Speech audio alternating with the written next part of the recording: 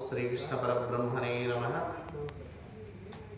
विषया विनिवर्तन्ते निराहारस्य देहिनः रसवर्ज्यं रसोऽप्यस्य परं दृष्ट्वा निवर्तते यततो ह्यपि कौन्तेय पुरुषस्य विपस्सितः इन्द्रियाणि प्रमादीनि हरन्ति प्रसभं मनः तानि सर्वाणि संयम्य युक्त आसीत् मत्परः वसेहि यस्येन्द्रियाणि तस्य प्रज्ञा प्रतिष्ठिता ध्यायतो विषयान् पुंसः सङ्गस्तेषुपजायते सङ्गात् सञ्जायते कामः कामात् क्रोधो विजायते क्रोधात् भवति सम्मोहः सम्मोहात् स्मृतिविभ्रमः स्मृतिभ्रंशात् बुद्धिनाशो बुद्धिनाशात् प्रणश्यति।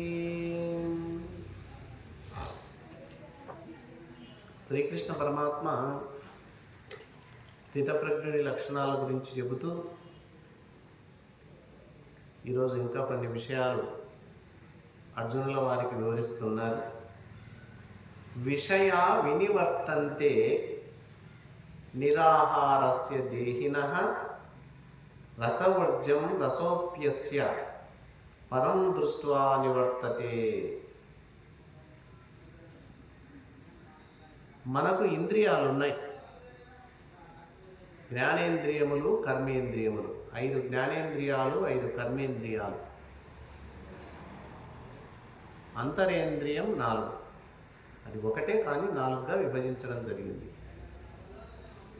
సమస్తము బయట నుంచి లోపలికి వెళ్తుంది అంటే, ఒక వ్యక్తి బయట నుంచి లోపలికి వెళ్ళాలంటే ద్వారం ఉండాలి, వాకిలి.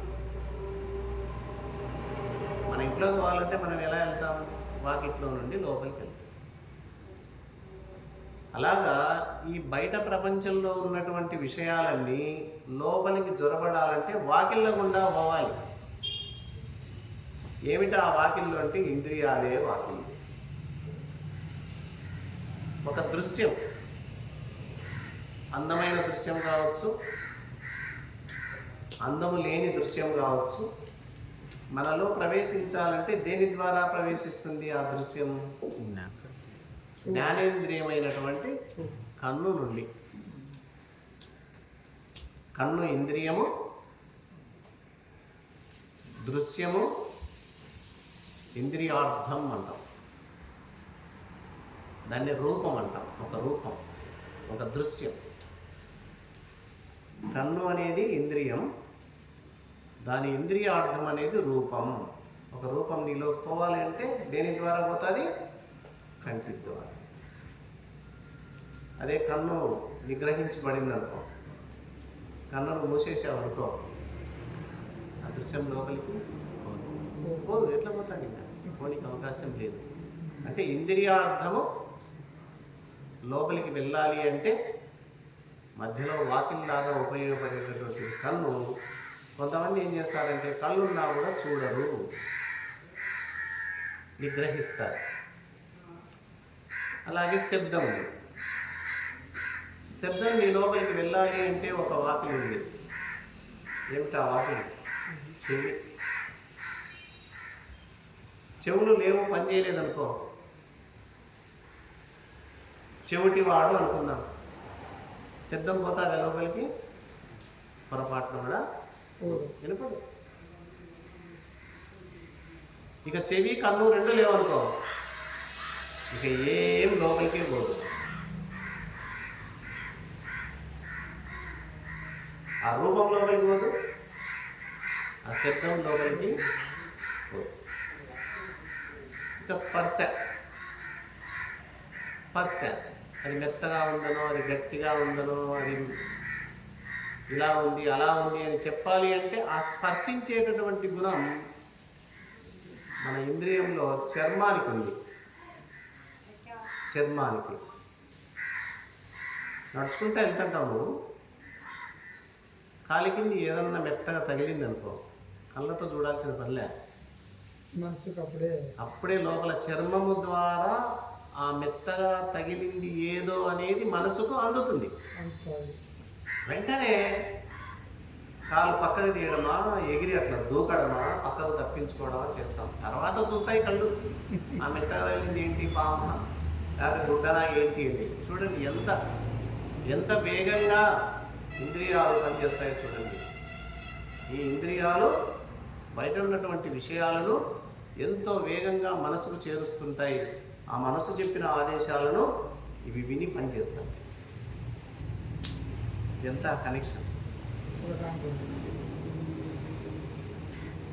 ఇక రసం, అది పుల్లగా ఉందా, అది చేదుగా ఉందా, అది తీయగా ఉందా, అది ఉప్పగా ఉందా, అది ఒగరుగా ఉందా, ఇది ఒక ఇంద్రియార్థం. ఈ ఇంద్రియార్థాన్ని గమనించే ఇంద్రియం నీలో ఏముంది, నాలుక.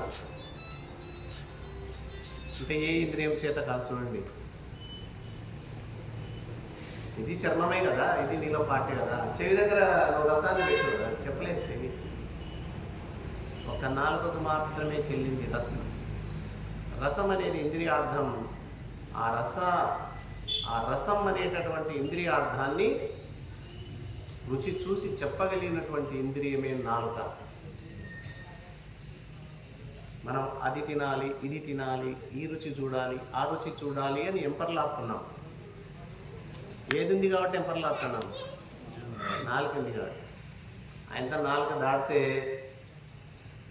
అది చేదుగా ఉందో తెలియదు, అది ఉప్పగా ఉందో తెలియదు, అది తీపిగా ఉందో తెలియదు, అది ఒగరుగా ఉందో తెలియదు, అది కారంగా ఉందో తెలియదు, ఏం తెలియదు. నాలుక యువతల తెలియదు, నాలుక దాటాక తెలియదు. కేవలం నాలుక మీద ఉన్నంత మాత్రమే ఆ రుచి, ఆ క్షణమే. క్షణికంగా నాలుక దాటి లోపలికి పోయేదానికి ఎందుకు అంత ఎంపర్లాట? బాగా ఆలోచిస్తే రకరకాల రుచులు మహాత్ములు ఎందుకు కోరాలంటే ఇందుకే కోరరు. వాళ్ళకి తెలుసు సత్యం. ఏదో ఆయనతో నాలుక మీద ఉన్నది చెప్పేదానికి రుచి, నాలుక దాటితే రుచి లేదు, నాలుగు యువతలనే రుచి లేదు. యువతల లేదు, అవతల లేదు, ఆ మధ్యలో ఉంది. ఈ మధ్యలో దానికి నేనెందుకు ఎంపర్లాడాలా, నేనెందుకు దాని మీద అంత ఆసక్తి చూపాలా అని చెప్పి నాలుకను కూడా జయిస్తారు వాళ్ళు. చెవిని జయించాలి, కన్నును జయించాలి, చర్మాన్ని జయించాలి, నాలుకను జయించాలి. గంధం,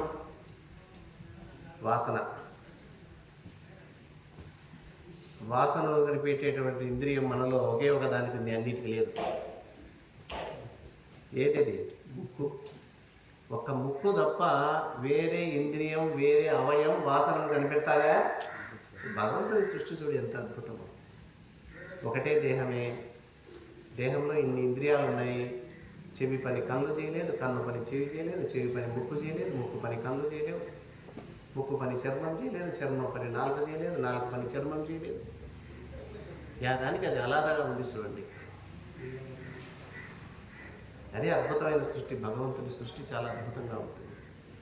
కాబట్టి శబ్ద, స్పర్శ, రూప, రస, గంధం, ఈ 5 ఇంద్రియార్థములు ఇవన్నీ బయట ఉన్నాయి. వీటిని చేరవేయడానికే కన్ను, చెవి, ముక్కు, నాలుక, చర్మం, ఈ 5 ఇంద్రియార్థాలను లోపలికి చేరవేస్తాయి. ఈ 5 నిగ్రహించామనుకో, ఈ 5 వాక్యాలను మూసేసామనుకో, ఈ 5 వాక్యాలను మనం మూసేస్తే ఈ ఇంద్రియార్థాలు లోపలికి వస్తాయా? రావు. అందుకే మహాత్ములు ఏం చేస్తారో తెలుసా? ఈ 5 లోపలికి రాకుండా ఉండాలంటే ఈ 5 ద్వారాలను మూసిపడేస్తారు.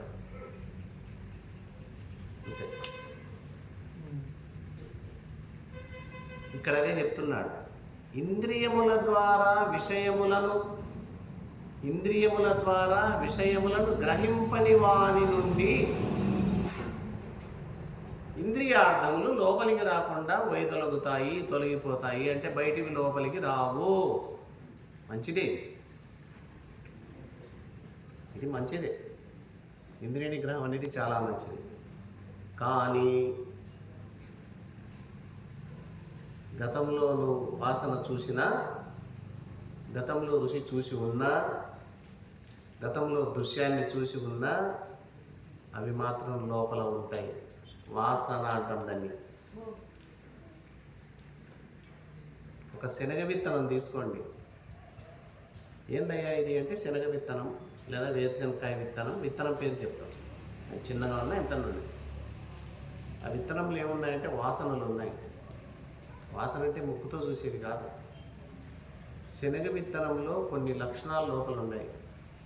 శనగ మొక్క, శనగ ఆకు, శనగ పూత, శనగ బుడ్డ, ఇవన్నీ ఉన్నాయి. విత్తనంలో అవన్నీ ఉన్నాయా? ఉన్నాయి. కంటికి కనపడబోయి ఉంటే మాకు చూపించున్నాం అనుకో, రారానైనా అని భూమిలో ఆ విత్తనాన్ని నాటామనుకో, కొన్నాళ్ళకు మొలకెత్తే ఇదిగో మొలక వచ్చింది చూడు ఎట్లా ఉంది. తర్వాత కొమ్మలు వస్తాయి చూడు, కొమ్మలు ఉన్నాయి లోపల. తర్వాత ఆకులు వస్తాయి చూడు, ఆకులు ఉన్నాయి. శనగైతే పులుపు వస్తుంది. అదే రేపైతే చేదు వస్తుంది చూడు. వేప మొక్క నాటితే ఏమొస్తుంది? చేదు వస్తుంది. ఇవన్నీ ఎక్కడున్నాయి? ఇవన్నీ విత్తనంలోనే ఎలా ఇమిడి ఉన్నాయో నీ చిత్తములో ఇంతకుముందున్న అనుభవాల విషయాలన్నీ అణిగి ఉన్నాయి. ఈ బయటవేమో నిగ్రహించినావు, లోపల ఉండేది చిత్తంలో ఉండే వాసనలు అదే ఇక్కడ చెప్తున్నాడు. కానీ వాటిపై ఆసక్తి మిగిలి ఉంటుంది. అయ్యా ఈ మాసం మాఘమాసంలో మాంసాహారం మేము తీసుకో నిగ్రహం పాటించాం. కానీ మాంసము అనే విషయం మీద ఆసక్తి లోపల ఉంటుందా ఉండదా? ఉంటుందా ఉండదా? ఉంటుంది. తాత్కాలికంగా ఒక నెల 40 రోజుల్లో ఆ దీక్ష చేసినన్ని రోజులు దాన్ని కాస్త పక్కన పెట్టావు. దానికి సంబంధించిన ఐడియాలు, దానికి సంబంధించిన ఆలోచనలు, దానికి సంబంధించిన విషయం అంతా లోపల విత్తన రూపంలో, సంస్కార రూపంలో, వాసన రూపంలో నీ చిత్తంలో ఉంది. మరి దేన్ని జయించాలా? ఇంద్రియాలను జయించడం కాదు, నీ చిత్తంలో ఉన్న వాసనలను జయించాలి. అది అసలైన జయం. అంటే మనం జయించాల్సింది 2 రకాలు. ఇంద్రియాలను జయించడమే కాదు, చిత్తములో మిగిలి ఉన్నటువంటి వాసనలను కూడా జయించాలి. దాన్ని వాసనాక్షయం అంటాం. దాన్ని ఏమంటాం? వాసనాక్షయం. మనం ఉదాహరణ విత్తనం చెప్పుకున్నాం. విత్తనంలో మొలకెత్తే గుణం చావాలన్నా ఏం చేయాలి? విత్తనాన్ని కాల్చాలి. వేడి చేయి పెన్నం మీద విత్తనాన్ని తీసుకుపోయి భూమిలో నాటుకో. అలాగా లోపల ఉన్న వాసనలను జయించాలి అంటే, చిత్తంలో ఉన్న విత్తనాలను జయించాలంటే ఇది అవసరం లేదు. అది ఉంది లేక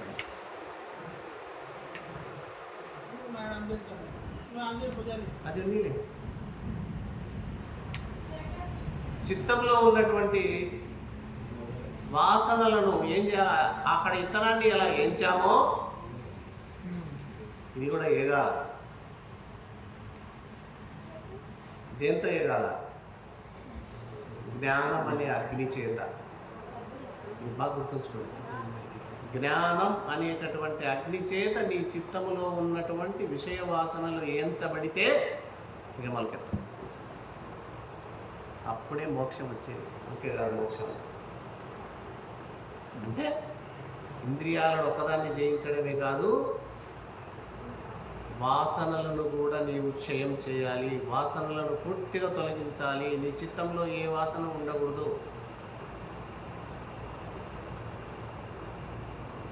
ఒక కొత్త వ్యక్తి వచ్చాడు అనుకో, నీ కళ్ళు చూస్తాయి. తెలియదు ఎవరైనా, ఏ ఊరో తెలియదు, ఆయన పేరు ఏంటో తెలియదు, ఆయన ఇల్లు ఎక్కడో తెలియదు, ఏం తెలియదు. ఆయనకు సంబంధించిన సమాచారం నీ చిత్తంలో లేదు. కానీ మనం ఏం చేస్తామంటే, ఎవరున్నా, నీదేం పేరున్నా, ఎక్కడెక్కడ అన్ని డీటెయిల్స్ అన్నీ కనుక్కుంటాం.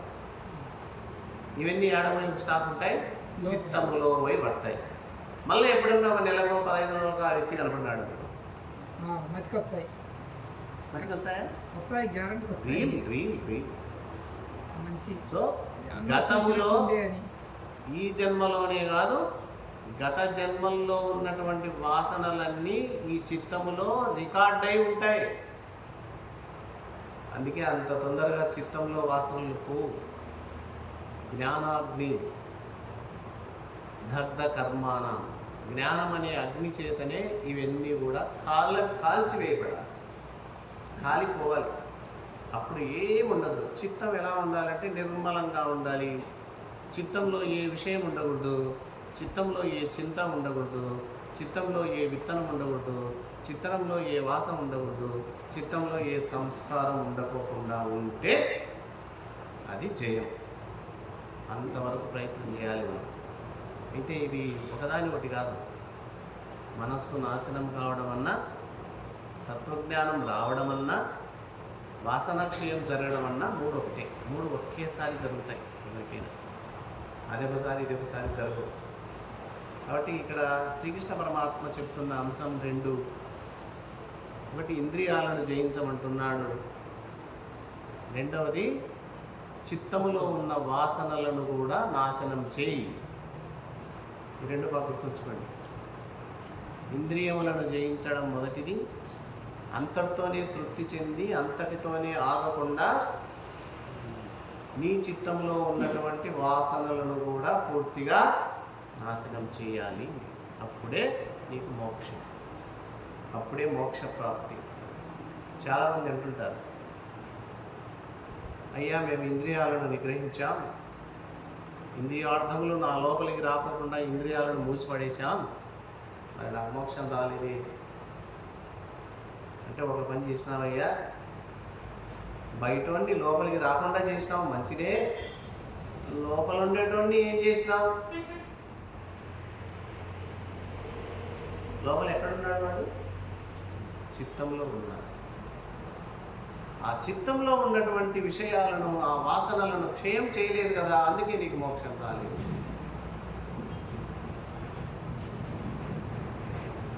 బాహ్యం నుండి రాకుండా రక్షించుకున్నావు, సంతోషమే, సగం గెలిచినావు. బయట ఉన్నటువంటి ఇంద్రియార్థాలను లోపలికి రాకుండా కాపాడుకున్నావు, అంటే సగం జయం పొందినావు. మరి లోపల ఉన్నటువంటి చిత్తంలో ఉన్నటువంటి ఆ మలినాన్ని, ఆ వాసనను ఏం సాధన చేసి జయించావు? దానికి జ్ఞానాగ్ని అవసరం. దానికి జ్ఞానం కావాలి. జ్ఞానం కావాలి అంటే స్థిరమైన బుద్ధితో ధ్యానం చేయాలి. స్థిరంగా పెట్టుకొని, నీ బుద్ధిని కదలకోకుండా పెట్టుకొని రోజు గంట సేపు, అరగంట సేపు, 2 గంటల సేపు, 10 నిమిషాలు, 15 నిమిషాలు మనస్సు కదలకోకుండా, చిత్తం కదలకోకుండా స్థిరమైన బుద్ధితో ధ్యానం చేసేది కూడా అభ్యాసం చేయాలి. చేస్తేనే బుద్ధి. అదే అంటున్నాడు. దాన్ని ఏమంటామంటే స్థితప్రజ్ఞుని లక్షణం అంటాం. అలా సాధన చేస్తే పరమాత్మ సాక్షాత్కారం లభిస్తుంది అంటాం. దాన్ని జ్ఞానం అంటాం. ఆ జ్ఞానాగ్ని చేత చిత్తంలో ఉన్న సంస్కారాలన్నీ పూర్తిగా తొలగించబడతాయి. బయటి లోపలికి రావు, లోపల ఉన్నవాడిని కూడా కొట్టేసినాను. ఏమవుతుంది అప్పుడు? మోక్షం. అందుకే మోక్ష మార్గానికి కీలకమైన శ్లోకం ఇది. అర్థమైంది కదా? తర్వాత 60వ శ్లోకం చూసుకోండి. యతతో హ్యపి కౌంతేయ పురుషస్య విపశ్చితః ఇంద్రియాణి ప్రమాదీని హరంతి ప్రసభం మనః. అయితే కూర్చోండి. ఇంద్రియాలను జయించడం మనం అనుకున్నంత సులభం కాదు, చాలా కష్టం. ఎదురుగా ఆహారాన్ని పెట్టి తినకుండా కూర్చున్నైనా అంటే కూర్చుంటాడా? పొరపాటున కూడా కూర్చోలేదు. ముక్కుకు బ్రహ్మాండమైన వాసన తగులుతూ ఉంటే ఆ వాసన పీల్చుకుంటూ భరించి ఊరికంటామా? ఎంపర్లాడుతాం. మనకి ఇంపైనటువంటి శబ్దాలు, ఇంపైనటువంటి మాటలు, ఇంపైన సమాచారం పక్కన డిస్కషన్ జరుగుతుంటే చెవులు ఊరికంటాయా? ఎన్ని మళ్ళీ చెప్పు అని దగ్గర పోవు. కాబట్టి ఇంద్రియాలను జయించడం చాలా కష్టం. అంత సులభమైతే కాదు. ఇంద్రియాలను జయించడం చాలా కష్టం. ఒక యుద్ధంలా చేయాలి మనం. యుద్ధం అంటే ఇది. దేని చేత యుద్ధం? మనకున్న ఇంద్రియాలు, మనలో ఉన్నటువంటి ఆత్మ.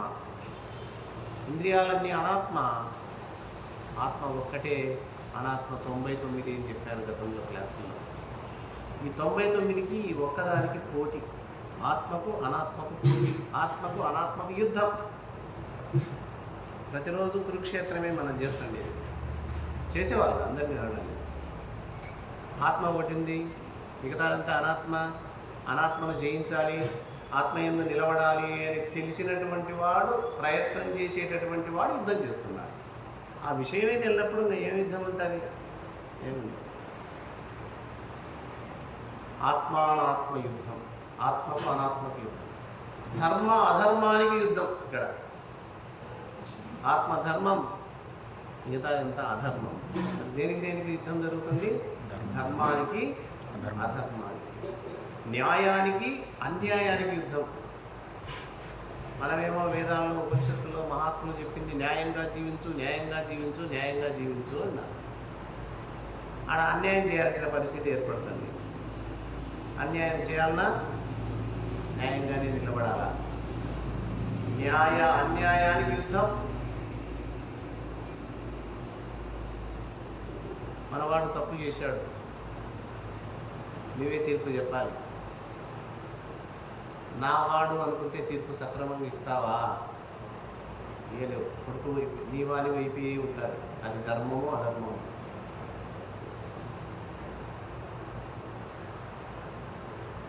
ఒక రాజ్యంలో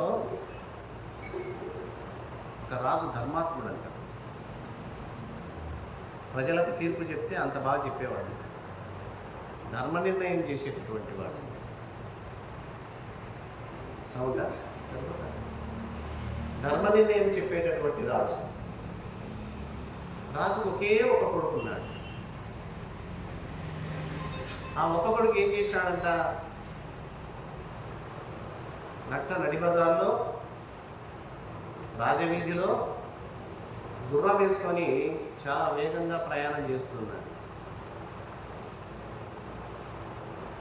మనుషులు వస్తున్నారే, ఏమైనా గుర్రం కింద పడతారు, రథం కింద పడి నలిగి చస్తారనే బుద్ధి జ్ఞానం లేకుండా రాజకుమారుడు వీరవిహారం చేస్తూ పోతున్నాడు బజారు. ఇంతలో ఒక పిల్లవాడు వచ్చినాడు. ఆ రథం గాళ్ళ కింద పడినాడు, మరణించాడు. వాళ్ళకు ఉండేది ఒక్కడే కొట్టు. చనిపోయిన పిల్లల్ని ఎత్తుకొని ఇచ్చినారు. మహారాజా ధర్మం చేయండి, న్యాయం చెప్పండి, తీర్పు చెప్పండి. మంత్రులు పిలిచాడు. ఏమండి మంత్రులారా, ఏం జరిగింది అని. వాళ్ళు చెప్పడానికి జంకారు. పర్వాలేదు, ధైర్యంగా చెప్పండి, ఉన్న విషయం ఏదైనా సరే అండి. ఏం లేదు మహారాజా, మీ ఒక్కగానొక్క కుమారుడు రాజవీధుల్లో చాలా వేగంగా గుర్రాన్ని తోలుకొని రథంతో పోతుంటే ఆ పిల్లవాడు రథం చక్రాల కింద నలిగి చచ్చిపోయినాడు. ఇది విషయం, తీర్పు చెప్పాలి. ఇంతవరకు మంచివాడని పేరు వచ్చింది రాజు, ధర్మాత్ముడు అని పేరు వచ్చింది, ధర్మం వైపు నిలబడ్డాడని పేరు వచ్చింది. ఇప్పుడు చూద్దామా? న్యాయం ప్రకారం అయితే ఉరిశిక్ష వేయాలి. ఇది ధర్మం. ఎవరు, వాడు కొడుకైనా సరే, బంధువైనా సరే, ఎవరైనా సరే, తప్పు తప్పే. మంత్రులంతా అన్నారట, మహారాజా ఆ అబ్బాయి ఎవరో కాదు, నీ కొడుకు, నీ కొడుకు, నీ కొడుకు, ఒక్కగానొక్క కొడుకు, వారసుడు రాజ్యానికి. అర్థం కాక దిక్కుదోచక తీర్పు రేపటికి వాయిదా వేస్తున్నాను. రేపు చెప్తా తీర్పు అని. ఎప్పుడైనా చెప్పాల్సిందే కదా. వాయిదా వేశాడు. మరుసటి రోజుకి తీర్పు వాయిదా వేయబడింది. మరుసటి రోజు వచ్చారు అందరూ, మంత్రులు వచ్చారు, రాజు వచ్చాడు, ఆ ఇబ్బంది ఉన్న వాళ్ళు, చనిపోయిన వాళ్ళ తల్లిదండ్రులు అందరూ వచ్చారు. ఏం చెప్పాలి తీర్పు? బాగా ఆలోచించాడు. ధర్మమా అధర్మమా, న్యాయమా అన్యాయమా? చూడు ఎట్లా వస్తుందో పరీక్ష. అట్లా ఉంటుంది. ఏది ఏమైనా సరే నేను ధర్మం వైపు నిలబడాలనుకున్నాడు మనసులో. తప్పు తప్పే చేసింది నా కొడుకైనా తప్పు చేశాడు కాబట్టి నా కొడుకు ఉరిసి చేయకండి అన్నాడు. ఉన్నారా ఇప్పుడు? దొక్కుతారా అట్లాంటి వాళ్ళు దీపం పెట్టి వెతికితే?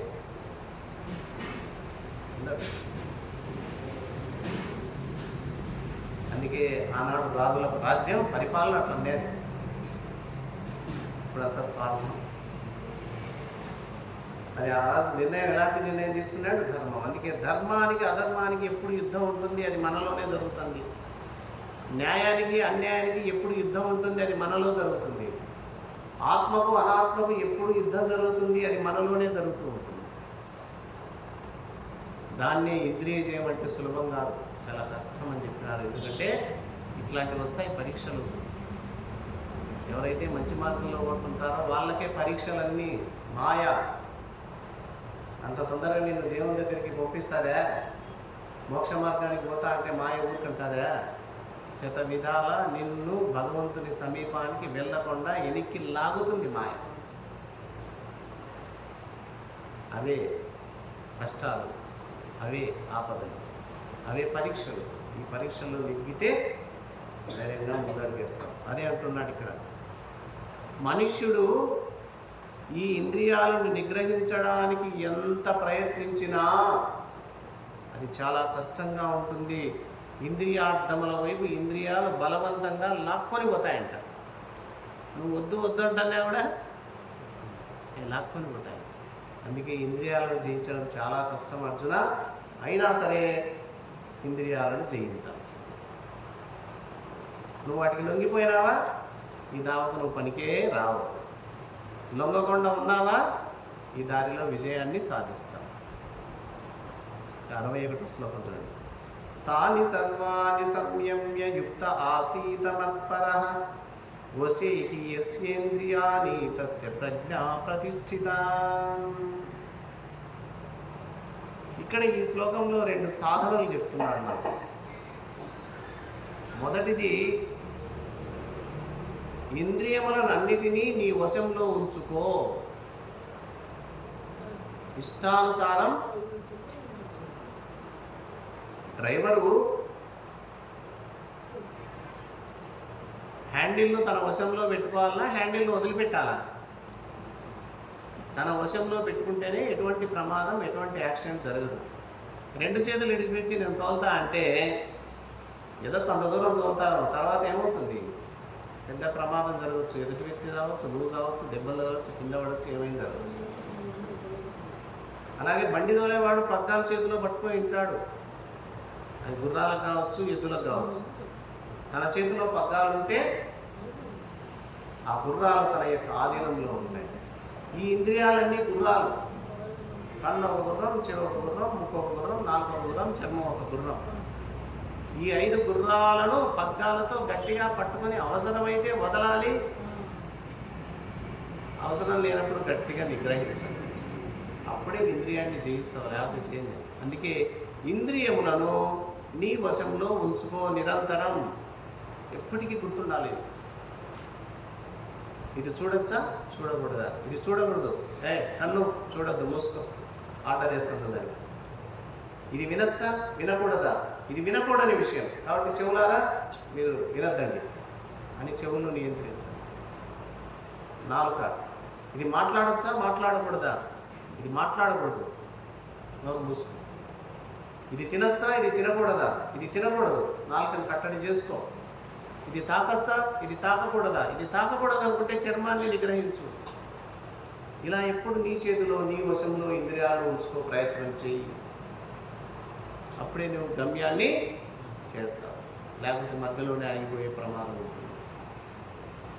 కాబట్టి ఈ ఇంద్రియాలను నీ వశమునందు ఉంచుకో అని ఒక సాధన చెప్పాడు. 2వ సాధన అంతేకాదు, ఇంద్రియాలను నీ వశంలో ఉంచుకున్నావు, కళ్ళు మూసుకున్నావు, చెవులు వినపడకుండా ఏదో పెట్టుకున్నావు, శవం పక్క పోకుండా ఒక ఆసనం వేసి కూర్చున్నావు, చాప మీద కూర్చున్నావు, ప్రశాంతంగా ఉన్నావు. అప్పుడుగా అంటే ఇంద్రియాలను బయటికి పంపకోకుండా కూర్చున్నావు. ఇంద్రియాలను బయటికి పంపకుండా కూర్చున్నా లోపల ఒకటి ఉంది కదా బయటికి పోయేది, మనసు. మనసు పోదా? కనకాద్రిపల్లిలో అయ్యప్ప స్వామి దేవాలయంలో ధ్యానంలో కూర్చున్నా కూడా మనసు ఎక్కడికైనా పోతుంది. కొలిములకైనా పోతుంది, కర్నూలుకైనా పోతుంది, అనంతపురం అయినా పోతుంది, మీ ఇంటికైనా పోతుంది, ఎక్కడికైనా పోతుంది. పోదా చెప్పండి? మనసు ఆలోచనలే ఆ కొలిముల్లో పోయింది, ఆడ ఈడుండే, ఆడ బ్రదర్ ఉండే, ఆడ స్నేహితుడు ఉండే, వాడుండే, వీడు గతము, ఇప్పుడు, వర్తమానము, భవిష్యత్తు ఏదో ఒకటి నివరిస్తుంటారు. ఎలా? అందుకే రెండవ సాధన చెప్తున్నాడు. మొదటి సాధన ఇంద్రియాలను నిగ్రహించు, ఇంద్రియాలను కట్టడి చేయి, ఇంద్రియాలను నీ వశంలో ఉంచుకో. రెండవ సాధన నీ మనస్సును పరమాత్మ యందు నిలబెట్టు. అది మనం చేయాల్సిన రెండో పని. మనసును ఎక్కడ పెట్టాలా? పరమాత్మ యందు లగ్నం చేయాలి. ఈ రెండు సాధనలు మనం చేస్తేనే మోక్ష మార్గానికి వెళ్తాం. ఇంద్రియాలను వశంలో ఉంచుకోవాలి, నీ మనస్సును పరమాత్మ యందే స్థితం చేయాలి, లగ్నం చేయండి. ఈ రెండు పనులు చేయాలి ధ్యానంలో. కదలకుండా కూర్చుందామని మనసును ఎక్కడో వదిలిపెడితే అది రకరకాలు వేస్తుంది, ఎక్కడికైనా పోతుంది. దానికేమి మనసు తిండిపోతుంది. ఎప్పుడు ఏదో ఒకటి ఆహారం దానికి ఇస్తూనే ఉండాలి, తింటానే ఉంటుంది. కాసేపు ఈ ఆలోచన, కాసేపు ఆలోచన. కొమ్మల మీద ఎగురుతా పోతాయి చూడు పక్షులు, పిట్టలు, అట్లా ఎగిరిపోతుంటారు. ఇది వద్దులేంటే ఇంకోటి తెచ్చుకుంటారు, అది వద్దులేంటే ఇంకొకటి తెచ్చుకుంటారు, అది వద్దులేంటే ఇంకొకటి తెచ్చుకుంటారు. ఇలా ఏమేమో తెచ్చుకుంటుంటుంది. కొలిగుల వాసన వద్దులే అంటే కర్నూలు పోతుంది, కర్నూలు వద్దులే అంటే నంద్యాల పోతుంది, నంద్యాల వద్దులే అంటే తాడపత్రికి పోతుంది. ఈ ఊర్లో ఏమొద్దు స్నేహితుడి దగ్గరికి పోతుంది, స్నేహితుడు వద్దులే అంటే బంధువుల దగ్గరికి పోతుంది. ఇంకెంత దానికి ఏమి ఎన్ని మార్గాలు ఉన్నాయి చూడండి. కాబట్టి మనసును కూడా నిగ్రహించాలి. నిగ్రహించాలంటే దానికి ఒక ఆహారం పెట్టాలి. అది తిండిపోతూ ఏదో ఒకటి తింటాడాలా. ఏం తిండి పెడతావు? భగవంతుడు అనే తిండి పెట్టు, పరమాత్మ అనే తిండి పెట్టు. పరమాత్మ మీద లగ్నం చేయి మనస్సును. లేదా పరమాత్మ నామాన్ని పెట్టుదాన్ని, శివనామము, రామనామము, ఏదో ఒక నామం పెట్టి జపించవను. అదే అదే అదే అదే అదే అదే అదే ఆలోచిస్తూ ఉండాలి. వేరే దాన్ని రాని అక్కడికి వస్తా అంటే ఈ ఆహారం దగ్గరికి ఎందుకు వస్తున్నావు? నీకు పెట్టిన ఆహారం పరమాత్మ ఆహారం కదా, తిను అని కట్టడి చేస్తూ వస్తే మనస్సు స్థిరపడుతుంది. అప్పుడు స్థిర బుద్ధి ఏర్పడుతుంది. బుద్ధి స్థిరమయ్యేది అప్పుడే. కాబట్టి ఈ రెండు సాధనలు ఖచ్చితంగా చేయాలని చెప్తున్నాడు ఇక్కడ. అలా చేయకపోతే ఒకరు ప్రశ్న వేయచ్చు, ఏ విషయాన్ని ఆలోచిస్తాంలే, మాదేమైంది, ఏది మైండ్లోకి వచ్చంటే దాని గురించి ఆలోచిస్తుంటా అంటే ఏమొస్తుంది ప్రమాదం చెప్తున్నాడు. ధ్యాయతో విషయాన్ పుంసః సంగస్తేషూపజాయతే సంగాత్ సంజాయతే కామః కామాత్ క్రోధో విజాయతే క్రోధాత్ భవతి సమ్మోహః సమ్మోహాత్ స్మృతి విభ్రమః స్మృతిభ్రంశాత్ బుద్ధినాశో బుద్ధినాశాత్ ప్రణశ్యతి. చాలా ముఖ్యమైన శ్లోకాలు ఈ రెండు. ధ్యాయతో విషయాన్ పుంసః, విషయాలను నువ్వు ధ్యానం చేస్తూ ఉంటే, మనందరం ధ్యానం చేస్తాం. ఏమండి మీరంతా ధ్యానం చేస్తారని ప్రశ్నించాలనుకో, చాలామంది నేను చేయడం లేసారంట. అందరూ చేస్తున్నారు, అందరం ధ్యానం చేసేవాళ్ళమే. ధ్యానం చేయడం అంటే ఒకదాన్ని గురించి ఆలోచించడం అంతే ధ్యానం అంటే. దేవుని గురించి ధ్యానం చేయకోకుండా వేరే దాని గురించి ధ్యానం చేస్తున్నాం. అది మనం చేస్తున్న తప్పు. దేన్ని ధ్యానం చేయాలనో అది ధ్యానం చేయకోకుండా దేనిని చెయ్యకూడదో దాన్ని చేస్తున్నాం. ఒకరు డబ్బు గురించి ధ్యానం చేస్తారు, ఒకరు వ్యాపారం గురించి ధ్యానం చేస్తారు, ఒకరు వృత్తి గురించి ధ్యానం చేస్తారు, ఒకరు వ్యవసాయం గురించి ధ్యానం చేస్తారు, ఒకడు జూదం ఎట్లా ఆడాలా ఒకడు ధ్యానం చేస్తాడు, ఒకడు మందు ఎప్పుడు పోవాలా, ఎలా తాగాలా, ఎంత తాగాలా, ఎవరిని కలుపుకోవాలా వాడి ధ్యానం వాంది. ఎవరి ధ్యానం వాళ్ళది, ఎవరి ధ్యాస వాళ్ళది. ధ్యాసే ధ్యానం. అయితే ఈ ధ్యాస నుండి పక్కకు మరలించి భగవద్ధ్యానం చేసేది అభ్యాసం. అది నిజమైన ధ్యానం. ధ్యాయతో విషయాన్ని, ఒక విషయాన్ని ధ్యానం చేస్తే దాన్ని పదే పదే పదే పదే పదే తలుచుకుంటా ఉంటే దాంతో సంఘం ఏర్పడుతుంది. ఒక వస్తువు గురించి ఎక్కువ ఆలోచిస్తే కొంతకాలానికి ఆ వస్తువు కావాలనిపిస్తుంది నీకు ఖచ్చితంగా. ఒక అధికారం గురించి ఎక్కువ ఆలోచన చేస్తే ఆ అధికారం నాకు కావాలి అనిపిస్తుంది. ఎదుటి వ్యక్తి తెచ్చుకున్న ఒక వస్తువుల గురించి నువ్వు ఆలోచన చేస్తే ఆ వస్తువు నా ఇంట్లో ఉంటే బాగుంటుందనే ఆలోచన వస్తుంది. దాన్ని సంఘం అంటాం, దాన్ని అటాచ్మెంట్ అంటాం ఇంగ్లీష్లో. ధ్యాయతో విషయాంపుంస సంగస్తేషు ఉపజాయతే. విషయాన్ని ఎప్పుడైతే పదే పదే పదే పదే తలుచుకుంటా ఉన్నామో ఆ వస్తువు కావాలి అనిపిస్తుంది. దాన్ని కామం అంటాం. సంగాత్ సంజాయతే కామ. కోరిక పుడుతుంది దాని మీద, అది కావాలి, నాకు కావాలి. అయితే కావాలనుకున్నప్పుడు అది నీకు తొందరగా లభించదు, దానికి అడ్డంకులు ఉంటాయి. కావాలనుకున్నప్పుడు ఎవరన్నా అడ్డమన్నారనుకో ఏమొస్తుంది? కోపం వస్తుంది. నేను కావాలనుకున్న దానికి నువ్వు అడ్డపడతావా అని వాని మీద కోపం. క్రోధం ఎప్పుడైతే వచ్చిందో మోహం వస్తుంది, అజ్ఞానం వస్తుంది. ఎంతమ్మడే ఎంత కోపం వస్తుందో నీకు అంత అజ్ఞానం, అంత మోహం వస్తుంది.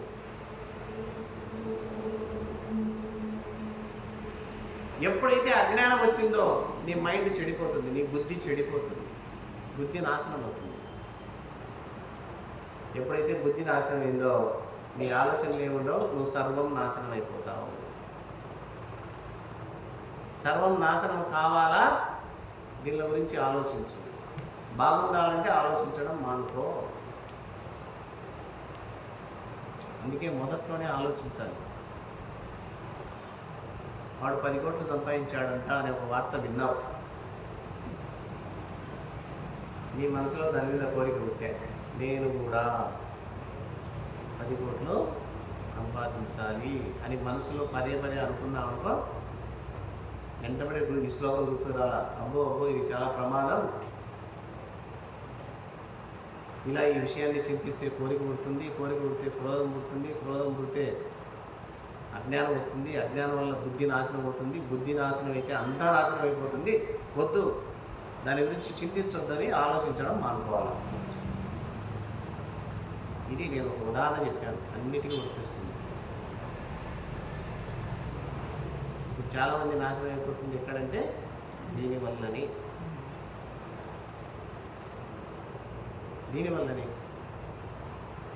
అయ్యా 2 లక్షలు పెట్టి వాళ్ళ పిల్లోని కర్నూలు ఇచ్చినాడంట అని భార్య వచ్చి భర్తతో చెప్తాడు. 2 లక్షల, మన దగ్గర 2,000 డబ్బులు లేవే, మన పిల్లోని 2 లక్షలు పెట్టి ఆడ చదివిస్తాం అంటే ఒప్పుకుంటుందే? ఆమె ఒప్పుకోడు. వాళ్ళు చదివిస్తే మనం చదివలేమా, సపోజ్ ఇచ్చి చదివిస్తే పిల్లోడు రేపు పొద్దున ప్రయోజకుడు అవుతాడు, అది ఇది ఏదో చెప్తారు. ఇంకా రాత్రి రేపు మన్నాడు ఒక వారం సతాయిస్తుంది, దిక్కు ఇల్లు ఇంటికి నీ ఎట్ల దగ్గర నా ఎట్ల దగ్గరకు వస్తుంది, 2 లక్షలు అప్పు తీసుకుంటాడు, తీసుకుపోయి అక్కడ వదులుతారు. తర్వాత ఆ 2 లక్షలు తీర్చాల్సి ఉంటుంది సమస్య. ఉంటుందే ఉండదా చెప్పండి? అంతటితో అవుతుందా? వచ్చే సంవత్సరం వాడు 10 ఏళ్ళు చదవాలి, సంవత్సరానికి 2 లక్షలు లెక్క 10 ఏళ్ళకి 20 లక్షలు తేవాలి. ఎక్కడ తెస్తాడు? ఎక్కడ తెస్తాడు? ఆలోచించాడు. అందుకే మన దగ్గర ఎంత పిండి ఉందో అంత రొట్టె చేసుకోండి. పిండి కొద్దీ రొట్టె. మన దగ్గర ఇంత ఉంటే దానికి సంబంధించిన రొట్టె, ఇంత పిండికి ఇంత రొట్టె కావాలని ఆలోచిస్తే ఎట్లా ఉంటుంది చెప్పండి? చాలా దారుణంగా ఉండదు. అందుకే విషయాలను ఎక్కువ చింతించకండి. అది దొరకని దాన్ని కూడా దొరికించుకోవాలనుకుంటాం, ఇది దరిద్రం. అది అందదు కానీ అందుకోవాలి ఎట్లా. అందుకే విషయాలను ఎక్కువగా చింతిస్తే చివరకు బుద్ధి నాశనం అవుతుంది అని, విషయాలను చింతించడం వల్ల దాని మీద కోరిక పుడుతుంది, కోరిక పుడితే అడ్డంకి వస్తే క్రోధం వస్తుంది, ఆ కోపం వస్తే అజ్ఞానం వస్తుంది, అజ్ఞానం వల్ల బుద్ధి నాశనం అవుతుంది, బుద్ధి నాశనం అయితే సర్వం నాశనం అయిపోతుంది. జాగ్రత్త, ఆలోచించండి అని కృష్ణ పరమాత్మ అర్జునుడి నెపంతో మనకందరికీ కూడా ఈ విషయాలు చెప్పడం జరిగింది. మళ్ళీ వచ్చే వారం కొన్ని శ్లోకాల గురించి చెప్పుకుందాం. హరి ఓం తత్సత్.